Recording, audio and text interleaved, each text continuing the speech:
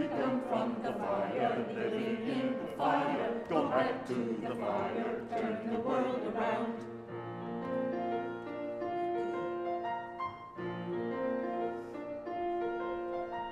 We come from the fire, living in the fire. Go back to the fire, turn the world around.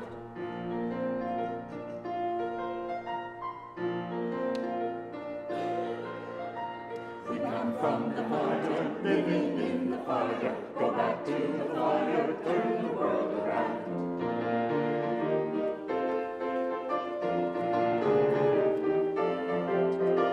We come from the fire, living in the fire. Go back to the fire, turn the world around.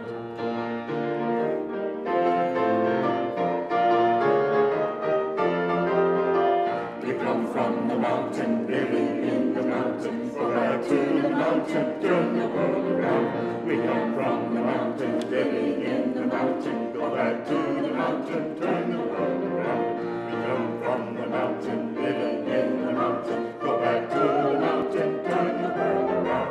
Oh, so is life. Oh, so is life. Oh, so is life. Oh, so is life. Do you know who I am? Do I know who you are? See me one another clearly. Do you know who you are? Do you know who I am? Do you know who you are? See me one another clearly. Do you know who we are? See me one another clearly. See me one another clearly. Do you know who we are? Oh, so is life. Oh, so is life. Oh, so is life. Oh, so is life. Oh, so is life. Oh, so is life. Oh, so is life. Oh, so is life.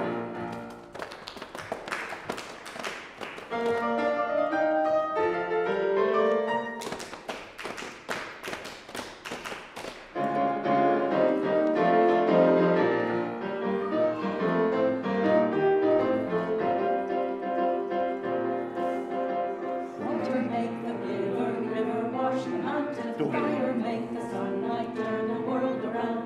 Water make the river, river wash the mountain. Fire make the sunlight, turn the world around. Bodies of the river, bodies of the mountain. Spirit is the sunlight, turn the world around. Bodies of the river, bodies of the mountain. Spirit is the sunlight, turn the world around. We come from the mountain, living in the mountain. Go back to the mountain, turn the world around. We come from the mountain, living in the mountain. Go back to the mountain, turn the world around. Oh, so is life. Oh, so is life. Oh, so is life. Oh, so is life. Oh, so is life. Oh, so is life. Oh, so is life. Oh, so is life.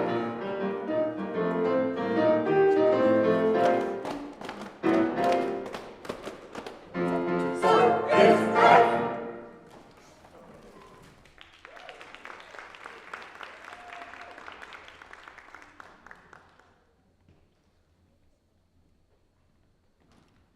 Good morning and welcome to the Unitarian Church of Cincinnati. I'm Angela Pruitt, the morning's worship associate. I moved to Cincinnati about 2.5 years ago to be near my family and left behind many friends and the Birmingham Unitarian. Sorry. Okay, do I need to start all over? Okay, is that it? Welcome to the First Unitarian Church of Cincinnati, and I'm Angela Pruitt, the morning's worship associate. I moved to Cincinnati about 2.5 years ago to be near my family and left behind many friends and my beloved church, the Birmingham Unitarian Church, that I had attended for decades. Luckily, I bought a condo next door to Denise Olden, And she quickly got me involved here, even though my sister goes to Heritage. Now, please don't tell my Unitarian friends I said this or what I'm about to say, but First Unitarian has taken Birmingham's place in my heart. This church fills what I want and need in a church community. I'm just saying, First Church rocks.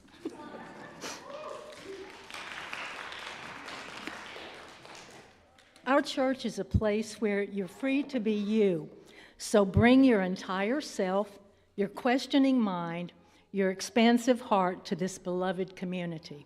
Our mission is to welcome all with love, to support learning and spiritual growth, to serve our wider community, and to work for justice, equity, and inclusion. Please make sure to read the announcements and inserts in today's order of service. You'll find important information there regarding accommodations, upcoming events, and our new process for collecting donations and joys and concerns. The flowers today are given by Ramona Beck in celebration of her daughter Lauren's birthday. There will be a special congregational meeting on Sunday, March the 17th, immediately following the service. Childcare will be provided. The only order of business is to vote on the proposed bylaws amendments that were introduced at January 28th congregational meeting. You will receive an email with information about attending by Zoom if you can't be here in person. Because members have received the emailed copies of the amendments twice, there will be no hard copies available at that meeting. If you would like to view the recording on February the 27th Zoom forum on the bylaws amendments, please see your order of service for instructions. Our new members and visitors today are invited to sit together during coffee hour this morning near the piano at the far end of the Ellen Hall, which is our coffee hour space. You'll have a chance to get to know each other and ask questions you may have about First Unitarian, and your host will be somebody from the membership team. This week, an announcement went out regarding our children's religious education program. We're looking for people to sit on this committee, be teacher assistants, and help develop classroom plans for next year. So please respond to that email if you're interested or able to help. And remember, it takes a village to teach religious education. Before we begin our service, let's take a moment to wave to those who are watching from home. Then rise and greet your neighbors around you or say hello in the chat. When you hear the singing bowl ring, please return to your seats.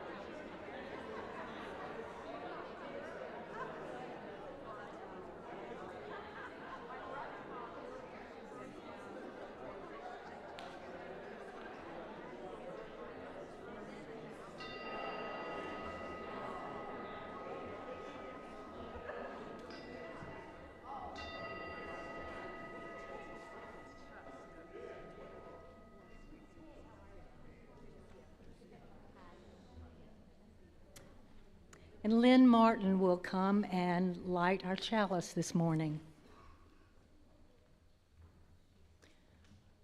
We light our chalice this morning to remind us of the spirit that burns bright in this community, where we celebrate life together, reflect on life's deeper meaning together, and hold each other's hearts in our times of challenge and sorrow. May this light burn bright in each of us today and always. Our first hymn this morning is number 108, My Life Flows in Endless Song, found in your gray hymnal. Please rise as you are able.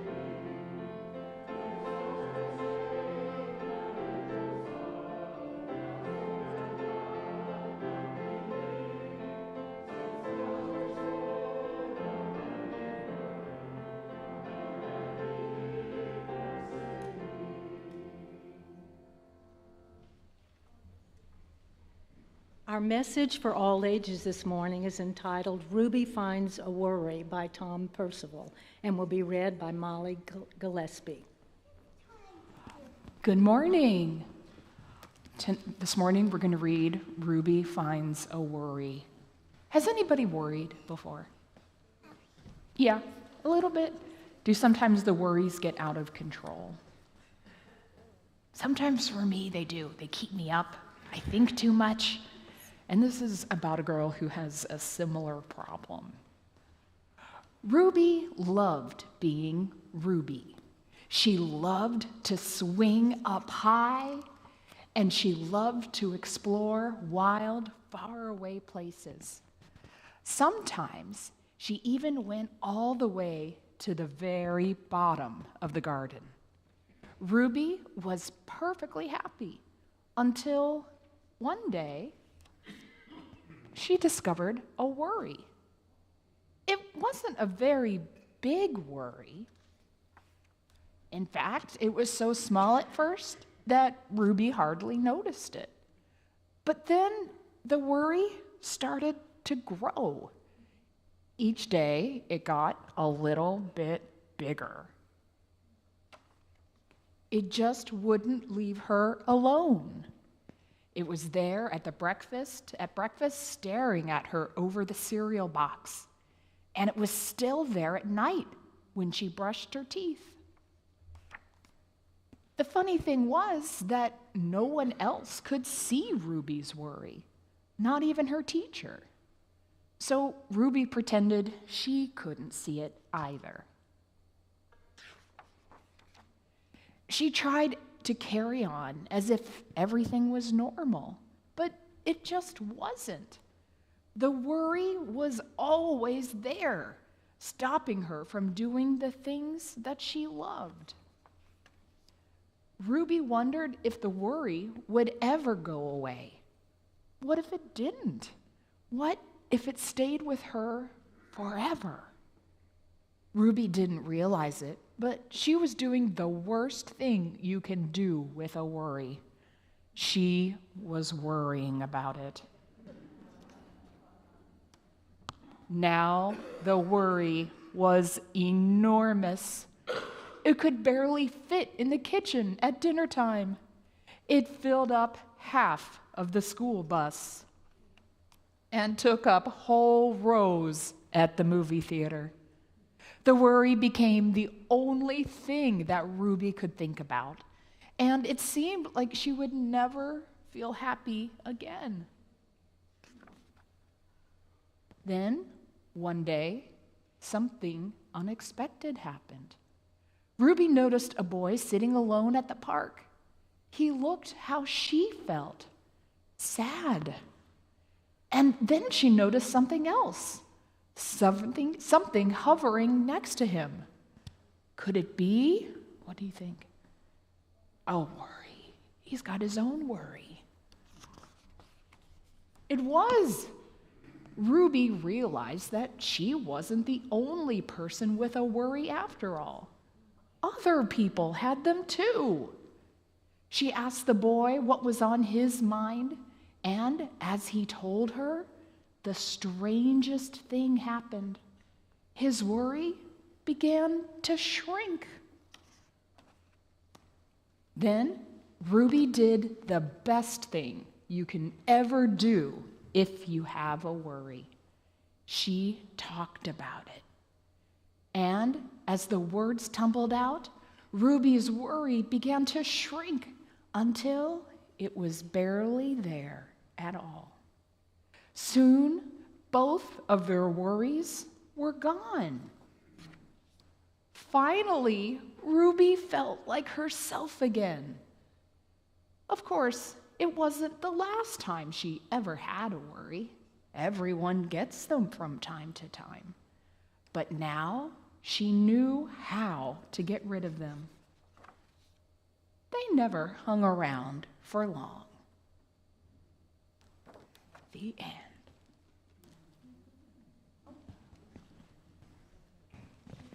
You ready to go to class? Dismissed to go to their Sunday school classes.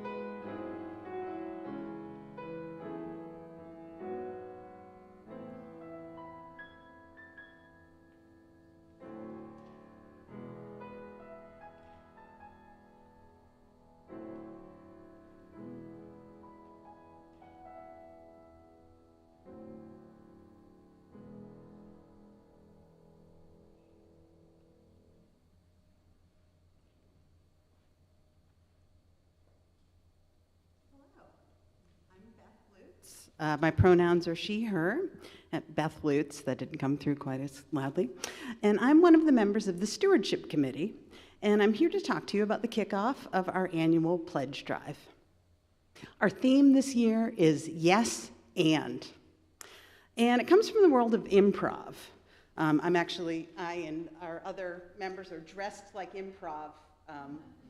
So I'm serving as a human mnemonic device for you today. Just think of me dressed in all black, like I'm in my own little improv troupe. And the idea, I read about it in a book by Tina Fey, Bossy Pants. She talks about it. And the idea is your improv partners are going to throw crazy things at you. And no matter how outlandish it is, you say yes.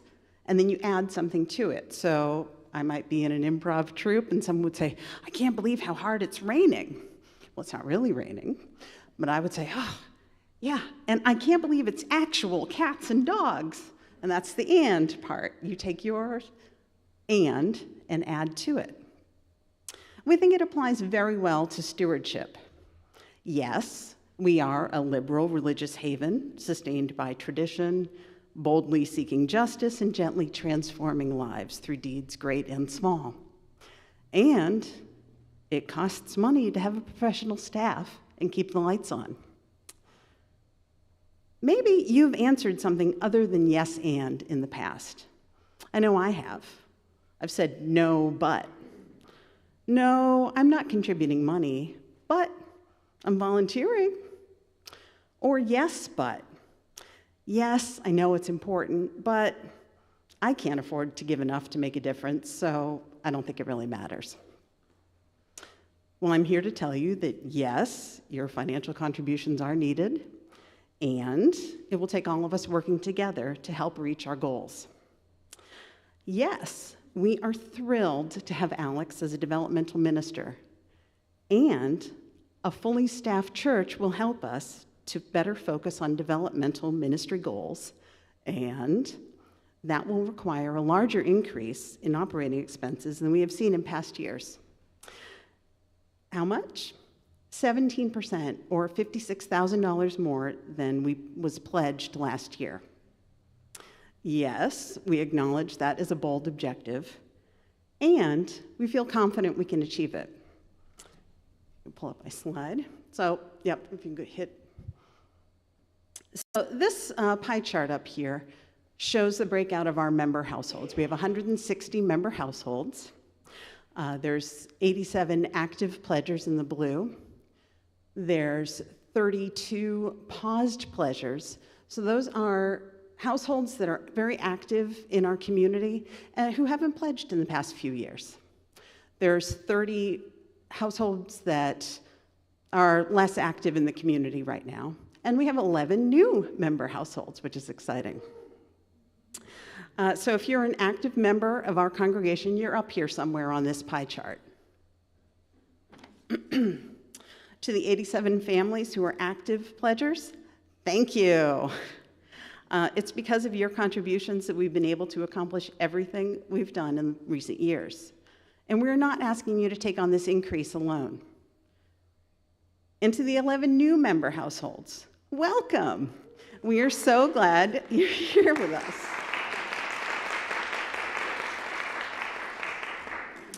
I know you've heard a bit about pledging and how it supports our congregation, and a canvasser will be reaching out to you to explain a little bit more about how it works. Now, if you're one of the remaining 62 households, we wanted to show you this pie chart for a couple of reasons. One, you're not alone. It happens. People may have lots of reasons for not making a pledge. Number two, you are not alone. It reminds me of this political cartoon, which I think a lot of us have seen, where they all say, I didn't vote because it didn't make a difference.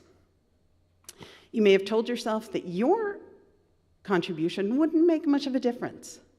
Well, when close to 40% of our member households don't contribute, it makes a difference. As little as $10 a week from each of those households could get us close to halfway to our increased goal. We've sent letters in the mail to every member household with more details about how we're asking you to help. And Canvassers will be reaching out over the next week as well to check in with you and answer any questions you may have. If all else fails, please don't hesitate to ask any member of the committee. That would be myself, Trish Hart, Rebecca Schaefer, or Kara Ewell. Our email addresses are in the insert in today's order of service, and we will post an email address you can use in the chat on YouTube. It's an exciting time as we settle into the developmental ministry process and welcome new faces to First Church, and strengthen existing relationships, and also continue to push ourselves and the community around us along the arc bending towards justice. We have big plans for the future, and we need your help to get there. Thank you so much for listening. When considering your pledge for next year, I hope you will join us in saying, yes, and.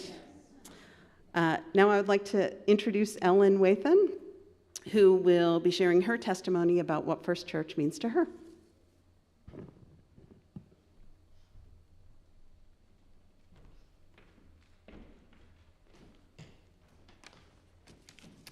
Thank you. Okay, so what does First Church mean to me? I like that First Church is a place where all faiths and spiritual paths are welcomed, no matter if you're Christian, Jewish, Muslim, Native American, atheist, humanist, Sufi, Buddhist, Hindu, or others, many others. We believe that there's no one correct religious path, and everyone's on their own spiritual journey.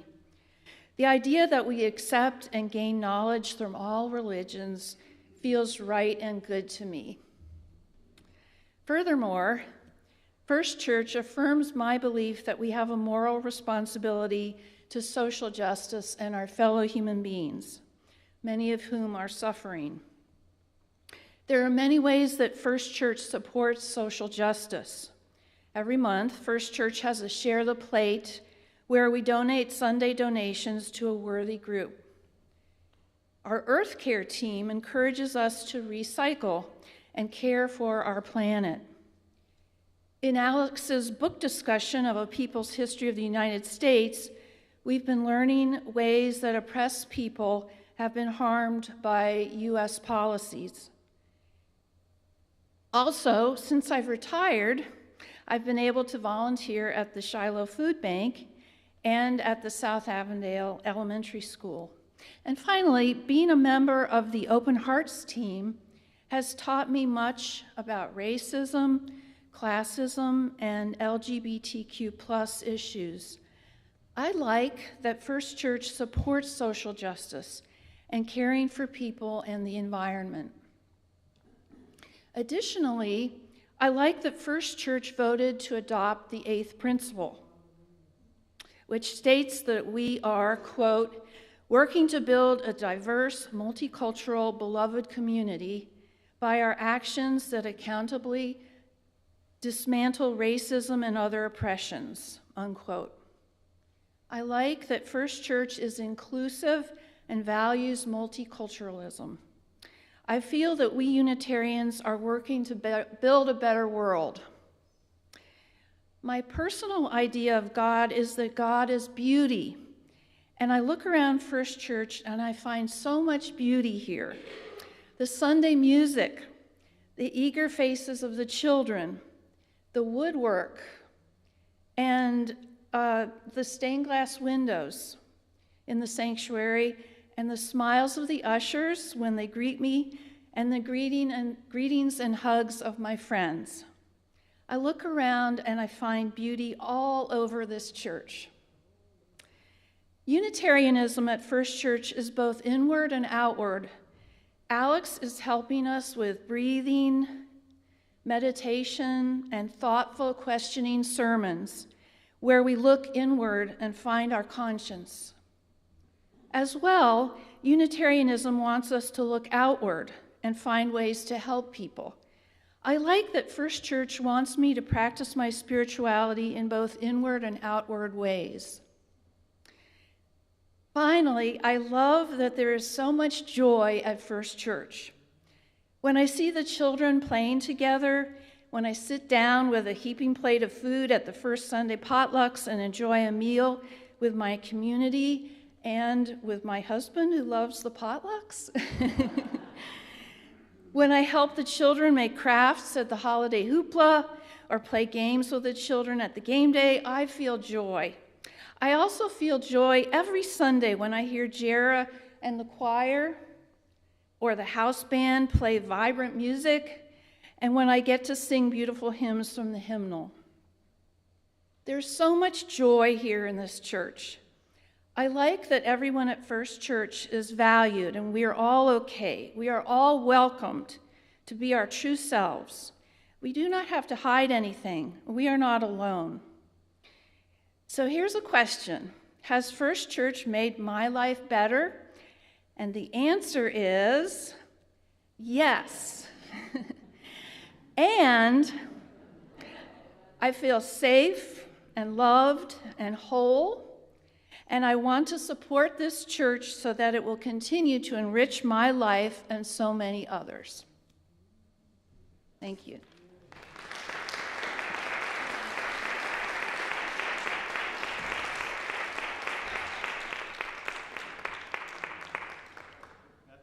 Alan, thank you for that. Our next hymn this morning is number 131, Love Will Guide Us. You'll find that in the great hymnal. Please turn to it and rise.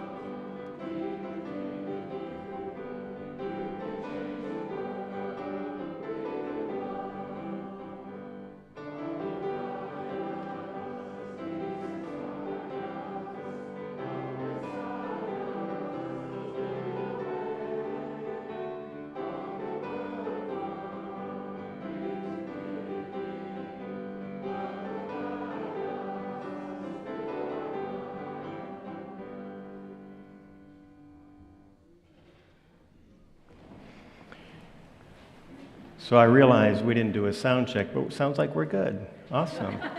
I also know that I need to be a little careful about where I wander this morning, so if there's feedback, I'll reorient myself. What's that? Awesome, thank you.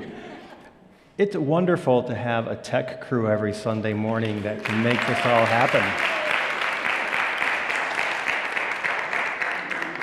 And just real quickly before I begin the sermon, I know last week I skipped the receiving line because I had a really nasty head cold and I didn't want to get anybody sick. And I'm happy that that passed, but I think I got something else brewing now, maybe. And I don't want to get anybody sick, so once again, I'm going to skip the receiving line. I miss hugging you all on Sunday mornings, but safety is of paramount importance. So I already have a few times regaled you about my experiences at the ashram in southern India that I attend. And I don't mean to keep mounting that horse and riding it and hooking everything I say to you on my ashram experience. But I'm going to take the liberty of doing that one more time this morning, and then I'll give it a break for a while, because many things happened to me at the ashram, from spiritual experiences I had, to friends that I made, to conversations I had with people that have been very important in my spiritual journey. And one of those things that has been very helpful to me are the conversations that I get to enjoy with the person who leads the pilgrimages at the ashram every year. I go about every 2 or 3 years. But we've gotten to know each other pretty well because I've been about a half a dozen times. And last time I was there, maybe the time before, we were sitting on the very small porch of the hut that I stay in at the ashram that overlooks the cremation grounds that are near the sacred Kaveri River that flows by. It's an exquisite sight. And I was sitting there with my friend Russell, who leads the pilgrimages, and we were talking about spirituality. And usually when we talk about spirituality, we're talking about the theology of Bede Griffiths, who ran the ashram for 40 years, or we might talk about the Vedas, or we might talk about Meister Eckhart. We're both very prone to these esoteric conversations. But one particular afternoon when we were talking, our conversation didn't go in that direction. It was more of a very much pragmatic conversation about the spiritual life, day-to-day stuff, and how spirituality does or doesn't show up in our daily lives. And that's when Russell turned to me and said, "Hey, Alex, what do you think is the most important question about your spiritual life?" Well, I could tell by the way he asked the question, he had an answer. So I said, "I don't know, Russell, what do you think is the most important question about our spiritual lives?" And he paused for a minute and he said, "I think the most important question is what we choose to do with our free time." What a simple answer, and what a poignant answer. And I think that's true. One of the tests of our spiritual lives is when we have free time, what do we do with it? So that little story is just a prelude to the rest of the sermon that I'd like you to log in the back of your heads during the sermon, because I'm going to return to that at the end. I'm getting a little bit of feedback. You all hearing that? It might be just a tad on the loud side. So it was fortuitous that Ellen mentioned Howard Zinn this morning in her testimony for us, because I want to do a Howard Zinn reading this morning. We had 40-some people sign up for that Howard Zinn book study. That's pretty darn good. Not everybody can make it every night, but we've got a good group of people digging into a people's history of the United States, and it is eye-opening stuff. And if you are one of those people, you've heard this already, and if you're not one of these people, if you were to pick up that book, this is the first thing you would read in chapter 1. Arawak men and women, naked, tawny, and full of wonder, emerged from their villages onto the island's beaches, and they swam out to get a closer look at the strange big boat, much like the boat on the cover of today's order of service. When Columbus and his sailors came ashore, carrying swords, speaking oddly, the Arawak ran to greet them, and they brought them food and water and gifts. Columbus later wrote of this in his log. "They brought us parrots and balls of cotton and spears and many other things which they exchanged for the glass beads and hawk's bells we had. They willingly traded everything they owned. They were well built with good bodies and handsome features. They do not bear arms, and do not know of arms, for I showed them a sword, and they took it by the edge and cut themselves out of ignorance. So they would make fine servants." Columbus writes later, "As soon as I arrived in the Indies, on the first island that I found, I took some of the natives by force, in order they might learn from us and be able to give information of whatever there is in these parts." In some, he took hostages to serve his agenda. Well, the information that Columbus wanted from the natives, does anybody know what Columbus was seeking first and foremost from the natives? Very good. Gold. Gold. Let that sink in. Let gold be our symbol for Columbus's agenda in the New World. Indeed, let gold be our symbol for what is known as Wetiko. Title of today's sermon, Wetiko, which I'm going to explain to you in just a second. There's a movie where I learned this term, Wetiko. It's called I Am. It was made in 2010 by a man named Tom Shadyac. And Tom Shadyac actually is a really famous Hollywood producer. He produced Patch Adams with Robin Williams. He produced Bruce Almighty with Jim Carrey. He produced The Nutty Professor with Eddie Murphy. And he made hundreds of millions of dollars and led a very opulent life. Until one day he was riding his bike and he took a tumble and ended up in the hospital for, I think he said, 3 months at death's door. And while he was lying in his hospital bed recovering, he began to think about his life and what he was spending his time doing and what's happening in the world, and began to question if what I'm doing with my life really is helping the world in any way. And he had the thought then that his next movie would be a movie that he thought might help the world. And he interviewed a lot of people in this movie. Desmond Tutu, who's a guy from MIT.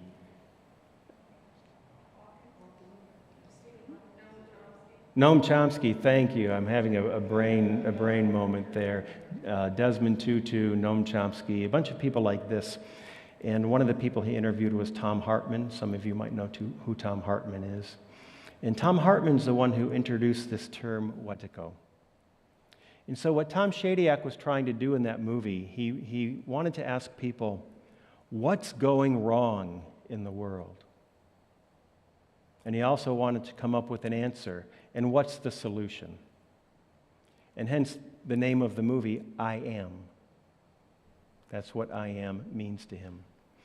Anyway, when he was talking to Thom Hartmann, Thom Hartmann talked about this Native American term, Wetiko.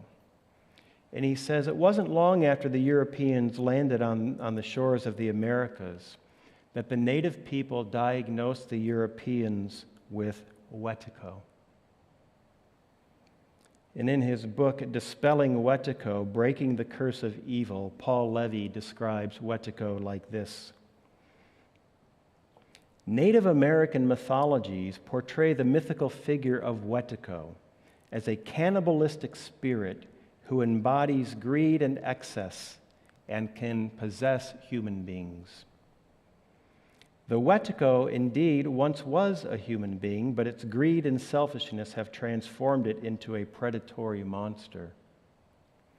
In the Native American view, those who have become Wetikos are individuals who have lost their wits, a phrase that connotes not only being out of one's right mind, but also not knowing what one is doing, i.e., acting unwittingly. Native Americans have often portrayed the Wetiko as having a frigid, icy heart devoid of mercy.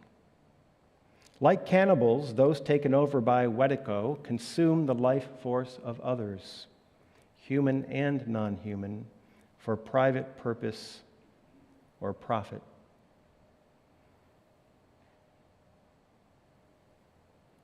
Ever since reading that, I've never been able to look at some rendition of Columbus's boat and not thought about Wetiko,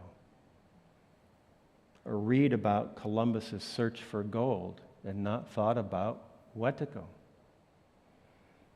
So in sum, Wetiko renders people blind to their own madness, oblivious to how they are showing up in the world and their effects on the world.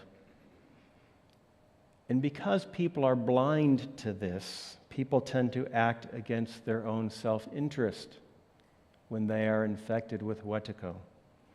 Greed and excess, the Native Americans tell us, is always an action against one's self-interest. Because greed and excess means not living in harmony with the environmental context in which one lives. I think I might have mentioned about 6 months ago when I was throwing all that instinctual evolutionary biology stuff at you and talking about the instinctual life. I think I might have mentioned at one point this insight I developed. I'm creating a curriculum for online spiritual study and practice, and in doing this, I'm looking to a great extent at how we as human beings operate in the world and how we're put together. And I had this insight that there comes a point in our lives where there's kind of like this toggle switch that gets flipped. We're born into the world with an instinctual nature, and we must satisfy our instinctual needs in order to survive. And that's an important and healthy thing to do. Instinctual satisfaction. But we live in an incredibly wealthy and abundant country here in America. And I realized pretty quickly when I thought about the importance of instinctual satisfaction that our instinctual drives, we don't tend to stop there. We don't check them at the satisfaction boundary, and they spill over into a drive for instinctual gratification. I've talked about that before. And it's that drive for instinctual gratification that becomes problematic the larger and more intense it gets. And we live in a culture where we are basically told instinctual gratification is what will give your life meaning. Are we not? Always chasing after the Joneses. So when I think about Wetiko, I think in my terminology, Wetiko is an unbridled drive for instinctual gratification. And we don't have to think long before we realize how much our drives for instinctual gratification steal resources from other people who may need them. That's what Wetiko is. So I'm wondering, as I think about this, let's take like 2 minutes and think. Where in our culture do you see Wetiko taking place? Or where do you see instinctual gratification dominating to the point that it's pathological?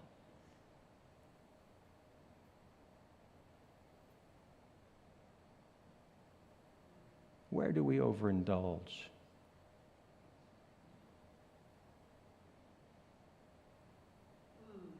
Food. Good one. Amazon. Cars. Houses. Social media. Sex.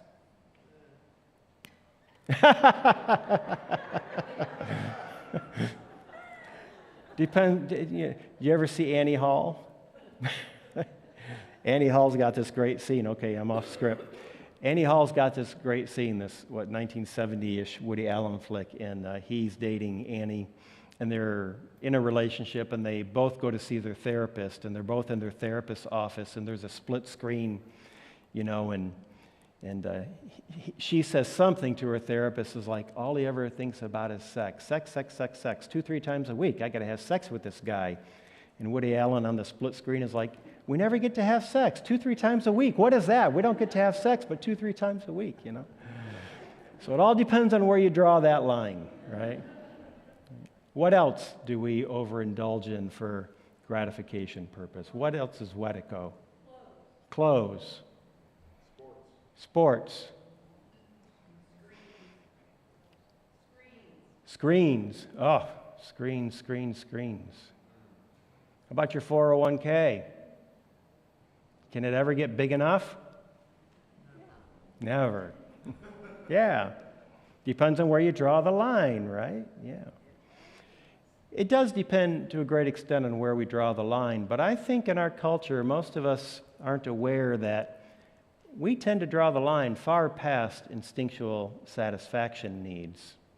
And we tend to have quite a bit of instinctual gratification going on.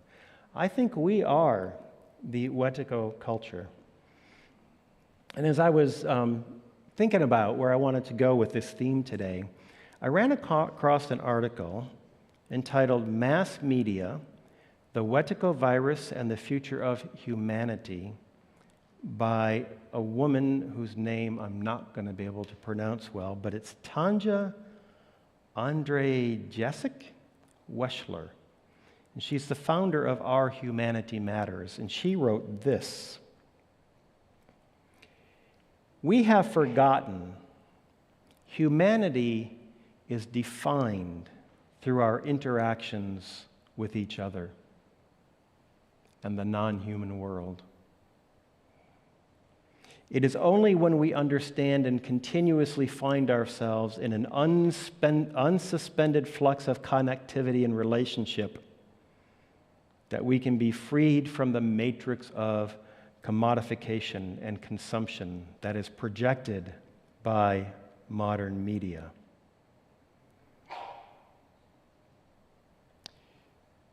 So I think she hit the nail on the head. Part of our problem, why we don't recognize the extent to which we are given to instinctual gratification, is because we let modern media define for us what life ought to look like. And what life ought to look like is always the next upgrade in the newer car, in the bigger house, and, because this is what keeps the capitalist wheel spinning. So when Tanya writes that humanity is defined through our interaction with each other and our non-human world, she's challenging that. And I think what she's getting at is a notion, a very religious notion, of stewardship. Stewardship. If she believes humanity is defined through our interaction with each other in our non-human world, she's basically telling us how we humans steward the earth defines what it really means to be human. I think she has a profound insight there. Then God said, "Let us make humans in our image, according to our likeness, and let them rule over the fish of the sea, and over the birds of the sky, and over the cattle, and over all the earth, and over every creeping thing that creeps upon the earth." God created humans in his own image. In the image of God, he created them. Male and female, he created them. And God blessed them, and God said to them, "Be fruitful and multiply, and fill the earth, and subdue it, and rule over the fish of the sea, and over the birds of the sky, and over every living thing that moves on the earth." This is very familiar, right? But what does it mean to rule over? What is God saying when God says, "Rule over the fish of the sea, and over the birds of the sky, and over every living thing that moves on the earth"? This is why theologians like to debate language a lot. How you hear things depends on your understanding of certain words. And so when you read Genesis, your understanding of the word rule has a huge effect on how you understand what's being said. And if you look at the world today, it seems as though humans tend to believe that rule means that the earth and the animals on it and the resources on it, we rule over this, so they are at our disposal to serve the ends we seek, which is instinctual gratification. But most theologians will tell you that's not what it means in Genesis when God says to rule over. Have dominion, steward, caretake. These are different terms that could easily be inserted here. In other words, we were given charge to care for the earth and all its inhabitants and resources, to care for it, to steward it. We are to be God's representative on earth to rule the earth as God would rule the earth. But he's left that to us. That's stewardship. That's being in relation with each other and all the animals on the planet and the resources on the planet. That's what Tanya's getting at, and I think she's spot on about that. So in other words, stewardship is a principal religious virtue. And we need to pause and think about our actions in the world. Are we being good stewards? If we're given to instinctual gratification, maybe we're not being good stewards. So here's where I want to return to that story I told you about sitting on the little porch of my hut at the ashram in southern India talking to Russell. And Russell said, you know, what do you think is the most meaningful question or test of the spiritual life? And it is, well, what one chooses to do with one's free time. So as I was thinking about this sermon today, a similar question came to me. And I'm thinking, what do you think is the most meaningful test of someone's egoic life?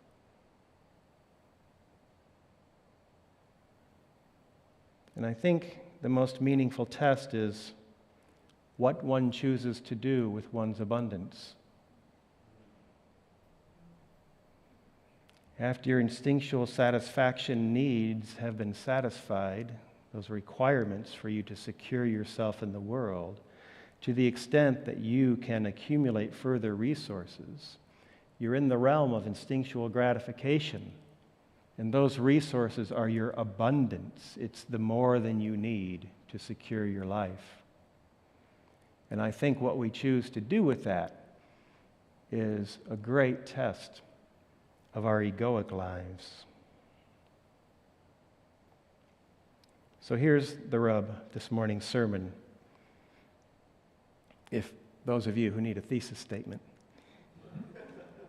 I usually do, but I don't usually say, hey, here's the thesis statement. I just kind of hide it in the sermon, and you all hopefully get it.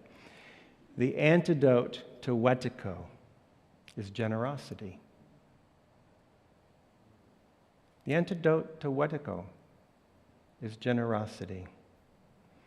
And generosity, simply defined, is a conscious act that regards the well-being of others rather than an unconscious act that serves the self. So, let generosity be our grist for our spiritual and egoic meals this morning. And we'll end with these words, and I was busy thinking through my sermon when the chalice was lit, so whoever lit the chalice, if you could come up and extinguish the chalice while I read these closing words. Thank you, Lynn. A lot of people don't realize that because of the way I preach. I'm often editing up until I do this with a tablet. So the Gospel of Matthew, it says, out of the abundance of the heart, the mouth speaketh. That's one to reflect on. I have a similar version with that as well. Out of the abundance of the heart, the hands giveth. Blessed be everybody. Again, I'm going to skip the receiving line. I don't want to get anybody ill, and we'll see you down the road.